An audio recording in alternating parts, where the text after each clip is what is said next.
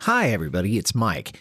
You're about to hear part one of a two-part interview that I did with Glenn Nelson about Gord's Gold, which was the compilation album that was released in 1975 and that included reworkings of about half the songs that appeared on the collection. That's album one of two.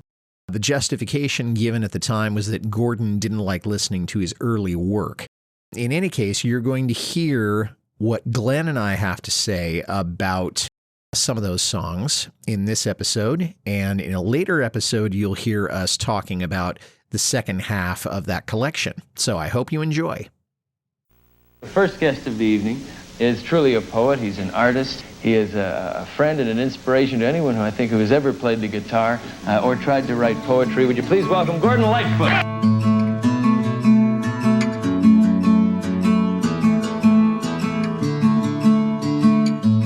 Hello, and welcome to Carefree Highway Revisited, the show that celebrates Gordon Lightfoot's music song by song, a proud member of the FM Podcast Network. I'm your host, Mike Messner, and with me today is a fellow Lightfoot fan from Keller, Texas, Glenn Nelson. Glenn, thank you for coming back on the show today. You're welcome, Michael. Glad to be with you. So what's new with you, Glenn? The last time you were on the show with us was in July of 2023. So is there any news in the world of Glenn Nelson since the last time we were together? No, everything's gone real well for myself and family and my wife. We're enjoying retirement, continuing to collect records. Can you imagine that? Even after a long years of collecting, every now and then, something will show up, even a Lightfoot album that a Pickwick like that I didn't have. So that's going on. And then really enjoying, actually on Facebook, there's a lot of music clubs. And you and I both, I know, enjoy a lot of the Gordon Lightfoot clubs. And especially Gord's Gold for me has been an interesting experiment. And so I bring some of the songs that I like into that club. And so continuing to just be a huge Lightfoot fan, and I know you are as well. Oh, absolutely. And Facebook is the life and breath of this podcast, and it's always great to talk with people about the music, particularly in a setting that's so conducive to interaction like what Facebook has. But as you said, Gord's Gold is the name of a group on Facebook, and it's also the name of the album that we're going to be talking about today. For me, it is the definitive Gordon Lightfoot set. It's better than any greatest hits or any collection or best of that's come out since then. It was the very first thing I ever heard from Lightfoot. It was the only thing I heard from Lightfoot for a very long time because I got busy growing up and because I didn't develop an interest in folk music where I could actually do something about it and decide what I wanted to listen to until much later. It has most of his best songs up until the time that collection came out. And it's written at what I think is his artistic and commercial peak, which is 1974 and 1975. So what's the impact of this album for you? Well, you said it really well. It's similar for me. I think the difference would be my launch point was 1970 when I was in college, just starting college. And if you could read my mind, the retitled album came out. And even though I had been up on the folk sing, the Brothers Four, Peter, Paul, and Mary, even listened to Ian and Sylvia, I think that the 1970 album started an era for Lightfoot that he really continued in the 70s, developing his signature sound. So when Gord's Gold came out, I bought the album thinking, wow, I'm going to get the stuff from 70, 71, 72, 74 from Sundown. I was just excited, like any greatest hits. You want to do that. I was in for a surprise, though. The ambition for Lightfoot to literally go back and record all of these great folk songs that he had done for United Artists, and most of which I was not that familiar with yet. So Gord's Gold was the impact that spurred me back to say, wait a minute, I haven't given Gordon Lightfoot his full due. I need to go back. And so it was a very strong influence on me to say, wow, this is not just one of 7 artists that I like. This guy might be in the top 3, right in there. So once they get to that level, I start collecting everything that I can find. Well, you know what? You said it so well also, Glenn. I think you said it even better than I did. And we know that the reason that Gordon recorded those songs on Album One is that simply, as he said in his liner notes, he doesn't like listening to his early work. And there's certainly a lot of maturing that he had gone through in the preceding 10 years. So I understand the discomfort, and I think a lot of musicians do also. But you also brought up a good point that in 74, 75, Sundown had just come out. He's not at Summertime Dream quite yet, but it does beg the question, was this as much of a calculated move to put out the double album as it seemed? You alluded to the idea that these were from UA, so somebody might have been thinking, well, this would necessitate people going back and buying the old albums, which means there's going to be residuals there. So I'm wondering if you could talk about what the historical context of the double album was and maybe what the strategy had been from him up until that time. Yeah, I've been thinking about that question, not just because we were getting ready to go into Gord's Gold here, which that question begs to be asked and answered. But I think that I take away from what I read from Jennings on him and just knowing kind of what Gord did over the years of being so involved with the engineering and the recording. He got more and more involved each year, each album that went by. And I think that he probably wanted a shot at applying his newly found and fully developed skills to say, wait a minute, I wrote some great songs and I'm not sure that they were given their full due when I recorded them. I know he hesitates to listen to did hesitate to listen to the UA recordings, but my goodness, his voice was great. And for the period, it was classic folk. So, we would all, to me, if I could have produced something like that, obviously I wouldn't have been concerned about the fact that you've changed your style a little bit over the years. But I think that part of it is that getting control of his own songs and doing it in the way that he had matured and the things that he had learned about the instrumentation, the expansion of his band, and eventually getting people like Pee Wee Charles involved. All of that is laid out in front of you. Why not go back and get great songs that you wrote? Well, that makes perfect sense. And it did give him a chance to use the tools that were not available to him in 65, 66, and 67, either because the tools didn't exist in those years or because UA didn't have the budget to provide them to him at that time.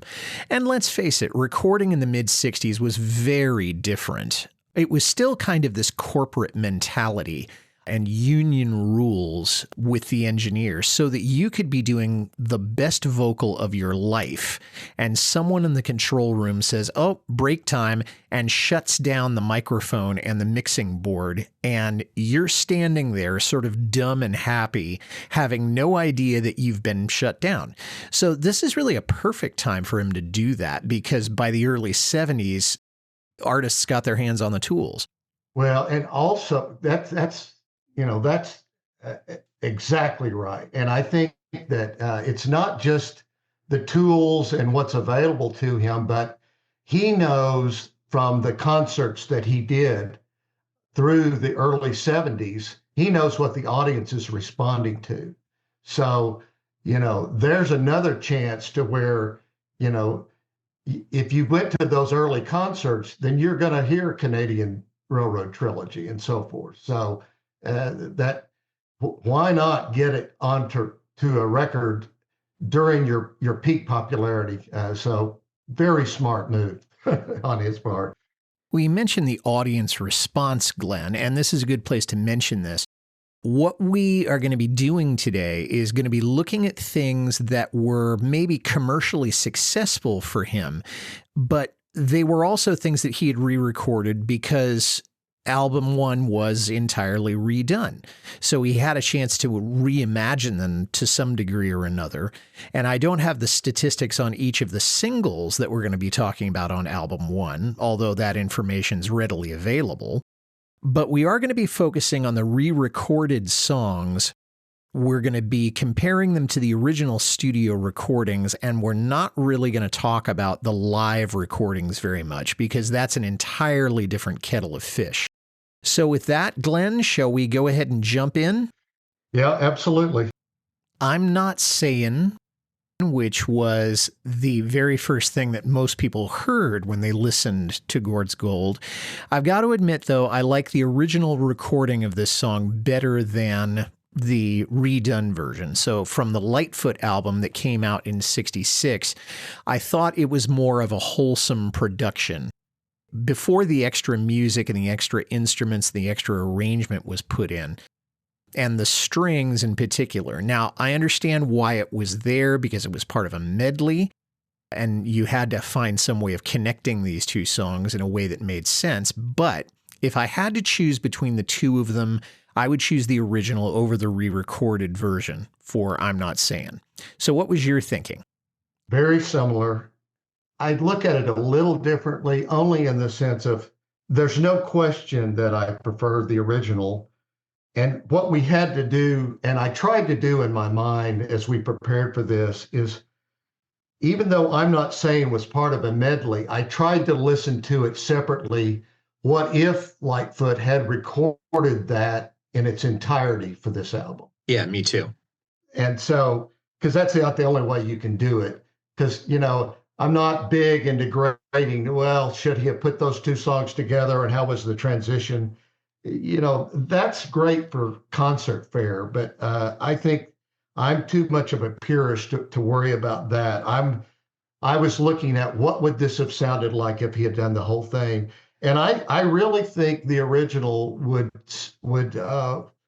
be the preference, because I'm Not Saying it's one of those folk songs. Peter, Paul, and Mary picked up on Early Morning Rain. They could have just as easily picked up on I'm Not Saying. Oh, I absolutely agree with you. It's just that good. It's as good a song, every bit of it, as Early Morning Rain. And they are kind of two peas in a pod. I mean, the imagery and the vocal style, but it sounds like we both kind of land on the original version of I'm Not Saying. You're listening to Carefree Highway Revisited.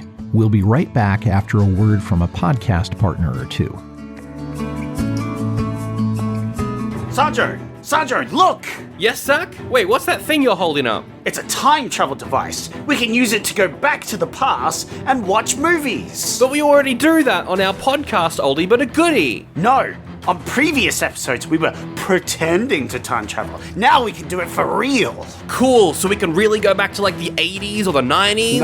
No, Sandro, you're thinking too little. I mean, we could go really far back, like we travel back over 100 years into the past. Oh, but Zach, that's so far in the past. Those movies would be old. Yeah, but, well, the show is called Oldie But A Goodie, so we should probably do old movies. Oh, that's a good point. That's right, folks. This year on Oldie But A Goodie, we're going back further than ever before. Wait, who are you talking to? We're starting in 1920s, doing one movie from that year, and then moving up to 1921, and we're continuing that until the year 1969. Nice. Join our time-traveling journey through cinema by subscribing now to Oldie But A Goodie, out wherever you get your podcasts. A That's Not Canon Productions podcast. Hey, do you like classic albums? Technically, like the 20th century albums, such as like Beatles, Led Zeppelin, Rolling Stones. I've only had Beatle episodes so far, however, I'll be doing more. But welcome to my show, or rather, hey, welcome to check out my show. All those years ago, a classic album podcast with the dipping sauce. As you can see, the George Harrison reference. I review classic albums, not of those the likes of Beethoven, the likes of the Beatles and Rolling Stones, and like I mentioned earlier, or what have you. So yeah, check it out. It's every Monday. I do albums, conspiracies, songs, all that jazz. So just check it out. All those years ago, a classic album podcast, wherever you get your podcasts.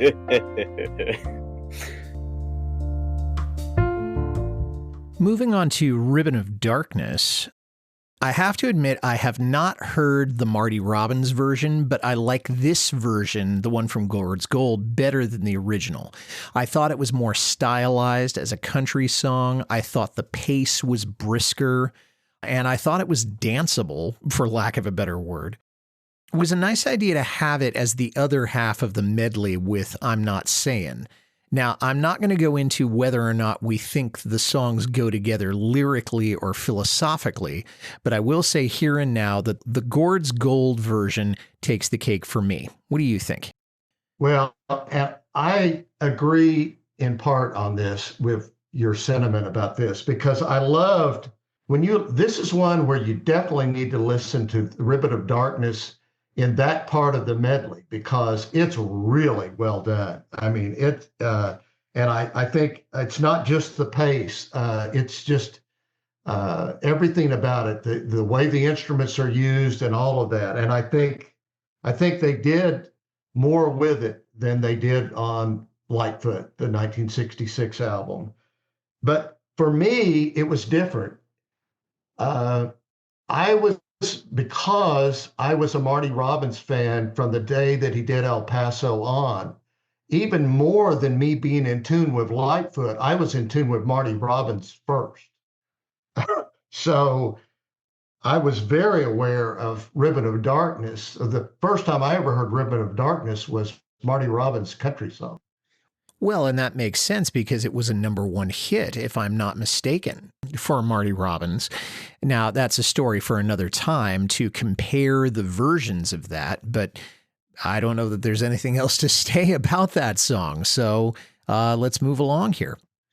Yeah, what's the final thing I'll say about this? I'm not sure, because Ribbon of Darkness was so significant for Marty Robbins, I'm a little surprised that Lightfoot didn't give it a full dose.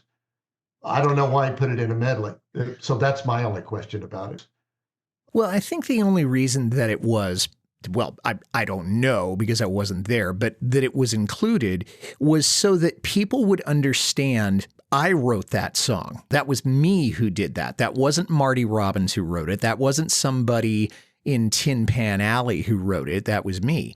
I think about Paul Simon when Bridge Over Troubled Water would be sung by Art Garfunkel in concert. Simon's attitude would be, while he's sitting in the wings, he'd say, "Hey, I wrote that song. Thank you very much."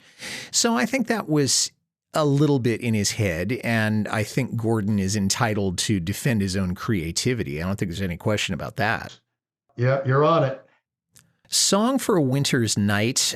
Again, here I have to say that I think the remake is better than the original.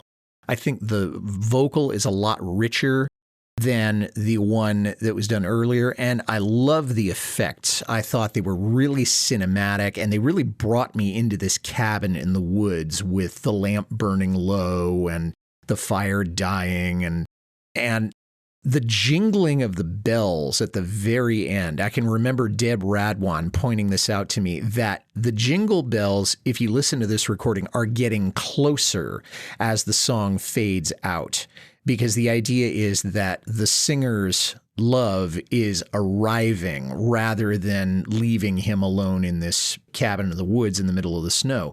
So this version of the song was just much more enveloping, immersive audio, if you will. What do you think about this version of Song for a Winter's Night? Well, cinematic, panoramic, and I would add the phrase new age.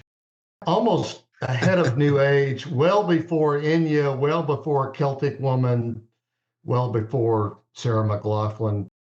This song is something else. It's hard for me to explain exactly how much I love this version on Gord's Gold. I mean, it's not that the other version isn't great, but this goes into the stratosphere for me. And I have a phrase because I try to be a Renaissance guy a little bit, and I'll listen to some classical music over the years.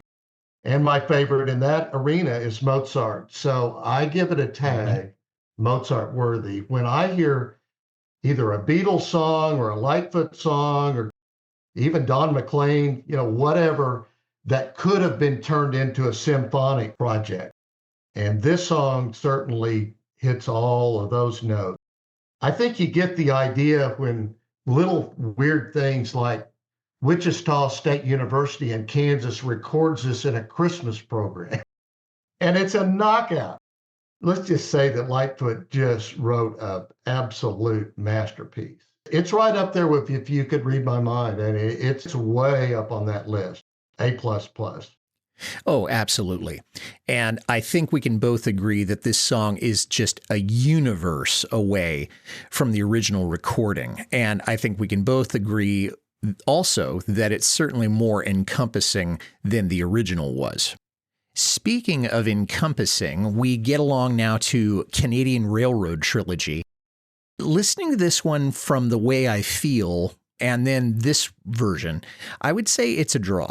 I could listen to either one of these and really, really enjoy them both.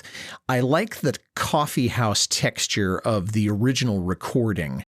It's obviously a lot simpler. It's a lot more accessible if you're not a music nerd, meaning if you're not thinking about the orchestration and what about this instrument and what notes will this play and how am I going to harmonize the other thing. The Gord's Gold version is, again, more cinematic, more evocative, more sweeping. When I used to play this song in my own gigs, I would always refer to the one on Gord's Gold. So between the two versions, for me, I'm going to say draw. Well, you're probably right on there. I am biased here because you have to realize for me that Gord's Gold was the first time I really heard this song. It's kind of like your first love. You've got a situation where I had to really get back in time to start to appreciate the original one. And I agree with the aspect of it being a coffee house song, because not only coffee house, but let's do this live. He does it great both ways. So your call on the draw, I can't dispute that really. I would just say that I'm biased because of everything that Lightfoot learned between 1969 and 1974 about recording, he brought to both Song for a Winter's Night and this song. He made them really glow. He took it from a great acoustic, classic folk songs to a higher level. It's just so well done. I can listen to any version of CRT, just any time. I never get tired of it. His ability to capture history and to do it in such a poetic way, man, what a songwriter. Amazing songwriter. And as a historian and a history teacher, and getting to teach the railroads as much as I do, although not the Canadian roads specifically, I can resonate with a lot of what's being said in the song, even before I knew the historical significance. When I had John McLaughlin on in the first season, he and I sat down and really dissected the parts of the song, the historical parts and the vocabulary and all those things, because I really think it's his best long song. I really like it even more than Wreck of the Edmund Fitzgerald. You're listening to Carefree Highway Revisited. We'll be right back after a word from a podcast partner or two.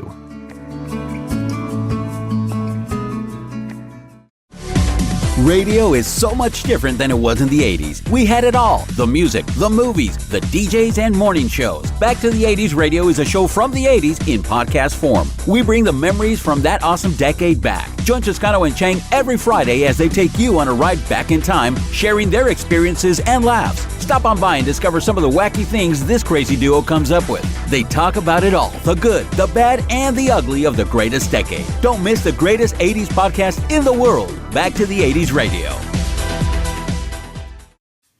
Is that song really a cover? What instrument are they playing there? What do those crazy lyrics mean? If you're the kind of person who thinks about stuff like that, you're in luck because I've got just the podcast for you. How Good It Is chooses a single song each episode and takes a dive into the story behind the song and the artist who made it famous. I'm Claude Call. You can find me in your favorite podcast software or just point your browser to howgooditis.com. How good it is. The next track is Softly, and I don't like the original by comparison. I don't dislike it, but to me, there was a samba feel to the original that I didn't care for. And I thought that there was some unnecessary percussion in the original version of that. So the recorded one is my pick, although I do believe that one was a little overdone also. I thought there was too much pedal steel on that one, just my opinion.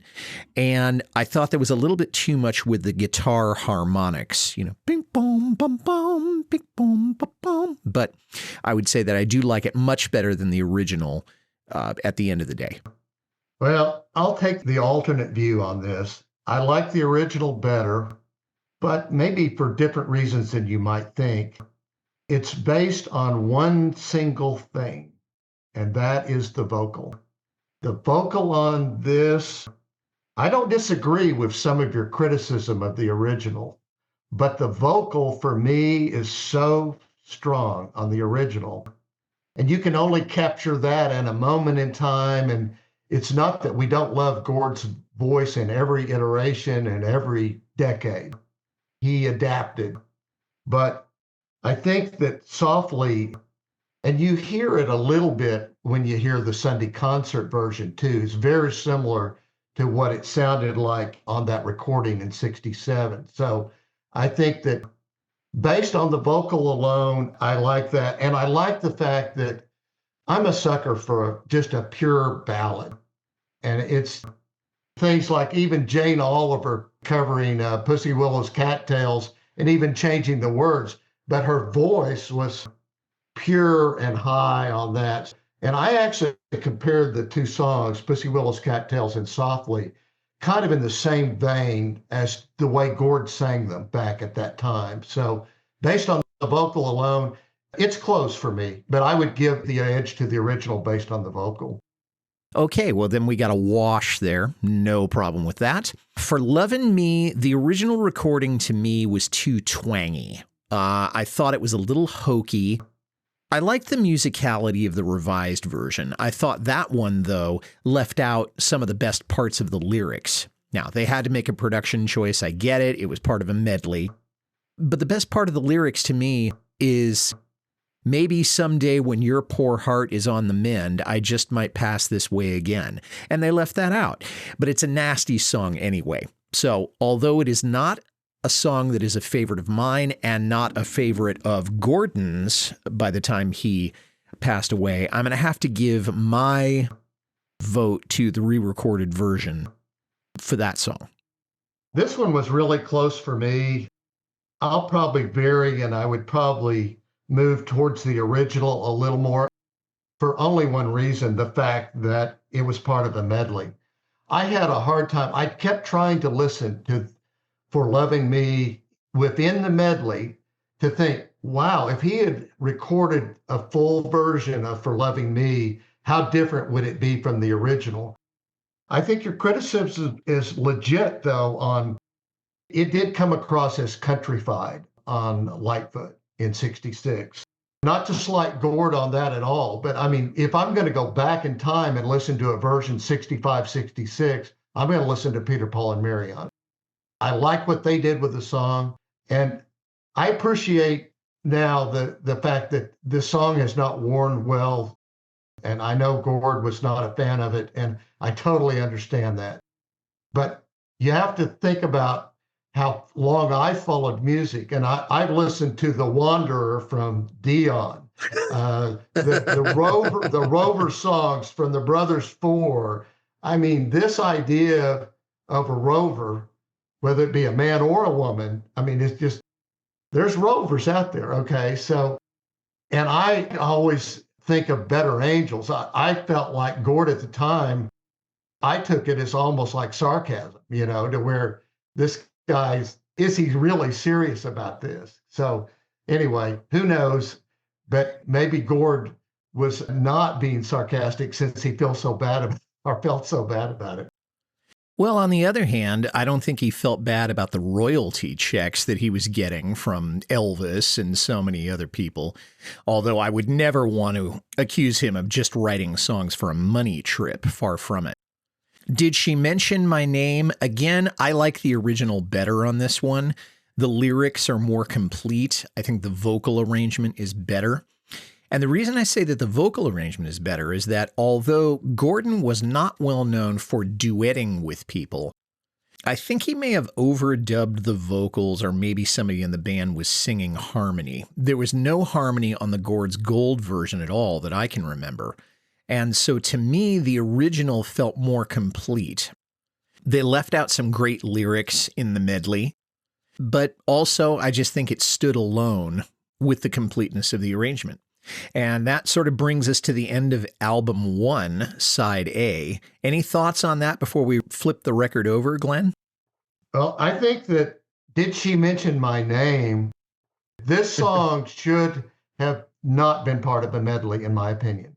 I think it was strong enough, and I totally agree with you on your assessment. The original is clearly the one. And that shows up on that CBC special when he did it. He even introduces the song, and here's the third song from my new album, and man, they nail it. I love the original. I play that album a lot of times, and that's the side I play. I would have loved to have heard him in 1975 do a full version of that song. It didn't need to be part of a medley. I agree with you. And we won't debate the choice of being part of a medley or shortening it or what was left off. But I think we can agree that there's pieces missing when it shows up on the recording that was made in 75. Okay, so we turn the album over, and the first song that people hear on side B of album 1 is Affair on 8th Avenue. Now, we should acknowledge right here that was left off of the CD version because there just wasn't room back then. They didn't have the digital capacity, and now I'm sure they could probably get 20,000 songs on the head of a thimble. So I'm going to let you have first crack at this one and at the rest of the ones on the album. Which one to you was better, the original or the remake? The remake, for me, it's close. And I think when you and I talked about doing this, I told you that of all the songs that really got my attention on the remake side, this was the one. There was just no doubt that CRT and Song for a Winter's Night, they were great songs. This one just took on a whole new thing for me. And I kind of compare what he did on Affair on 8th Avenue on Gord's Gold. It's a little bit of the same New Age resonance approach that you get with Song for a Winter's Night. I think those two things, I can almost play them back to back and I'm still in the same mood, and it's a good mood. Okay. And I think that, I guess what he had learned over time and the way he assembled the studio musicians and what was put together, it just really worked on Affair on 8th Avenue. When I have to listen to one or the other, I'm going to listen to Gord's Gold on this one. Yeah, me too. But I also have to say that it's a wash between the two for me. I can't decide between them. I think the Gord's Gold version is more true to the spirit of the song. And I also think there's a level of emotion that didn't exist in the original. But I have to say I like the vocal in the original as well. It was more fresh. It was not as weary, not as experienced. I'm not sure what the right word is, but it seemed closer to what Gordon was thinking when he wrote the song. So this one, I could go either way. One other thing on this, that if you were going to make any case for the original, again, it might have been, even though I detracted the same things you did on Softly, for the same reasons. His vocal on Softly and his vocal on this one, it's great. But there's other mitigating things about how well this was done on Gord's Gold. Again, I give that one the edge in this case. Well, that wraps up part one of this interview that Glenn Nelson and I did about Gord's Gold. I'll let you know when the second half is going to be posted. In the meantime, run for the roses, but don't forget to stop and smell them. See you later.